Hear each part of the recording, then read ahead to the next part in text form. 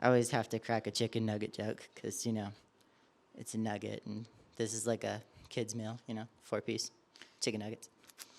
Kind of like the nuggets. I just don't know why. Anyway, so I am super excited about this particular one because it's kind of been sitting on me for like a month. And it started when I watched a movie. I love how God just kind of comes up with those while you're watching TV. It's like you're chilling, God's chilling with you, and he's like, bam, slapped with a holy brick. And then you learn something. But before I explain what movie, I got to tell you the title of the Golden Nugget, because I always have a title. This one is called The Potential Supermind. Don't worry, you'll get it in a minute. I stepped on a plug. Yes, I had to announce that because it shocked me. Not electrocution, but surprise. Anyway, that was an unintended joke, but okay, we'll go with it. So I was watching a movie. It was Megamind. There you go. Right? Thank you. Now, I do got to ask, how many of y'all have actually seen Megamind? I got to know so I know how much I'm going to explain to you. Okay, for those of you who haven't seen it, I'm only going to give the Cliff Note version, so it's going to sound super weird, okay? Just fair warning. So this movie starts out Superman style, right?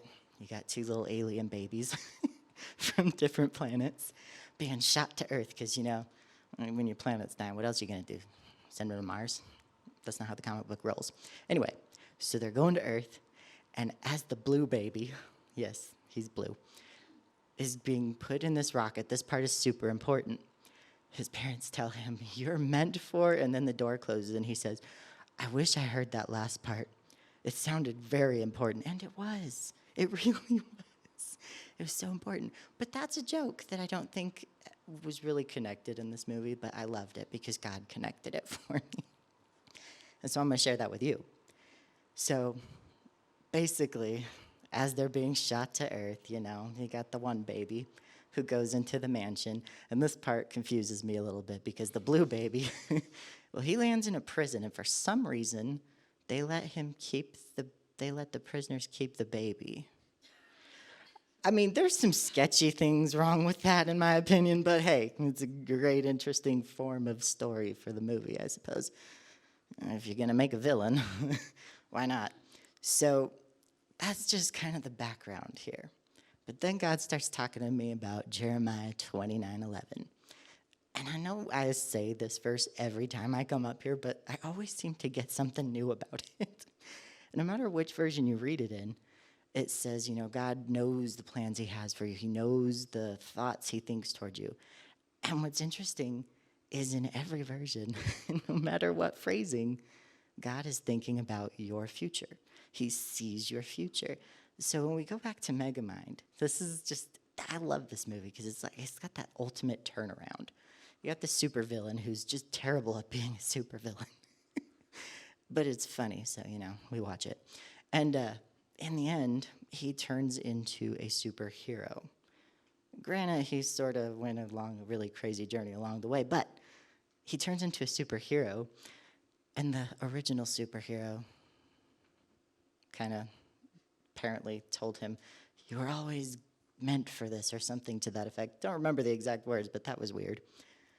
But then looking at that, go back to Jeremiah 29:11, looking at what God sees in you. I mean, I've always looked at Jeremiah 29:11 as this verse that kind of explains, like a father who's expecting his first child, just kind of planning out the whole future, how perfect this kid is going to be. You don't know if you're going to be a girl or a boy, but you are going to be some kind of superstar. Okay, that's how daddy thinks. But Jeremiah 29:11 is like God's version of that daddy. He's looking at you, planning out your future, and he sees awesomeness. He sees your potential. This isn't looking at just who he wants you to be. It's who you have the potential to become. And that's so epic. Look at Megamind, right? Again, I know this is a cartoon, but this is pretty serious when you think about it. Dude was raised in prison, and he turns into a superhero and is told, that's your potential. That was your potential all along. You always could have been this. So when you look at it from that perspective, no matter what your background is, no matter what's going on in your life, even the worst person you've ever met in your life, if they're the meanest person you've ever talked to, God looks at them and says, that person has the potential to be the most incredibly kind human being on the planet. All right? Like, that is what God sees in you automatically. And then when we accept Jesus, he already sees it in you again because you're perfect in his eyes. Like, you are perfect. Can you imagine, like, being told you're perfect and you're like, well, I got split ends, I have a zit, and I have, like, all this.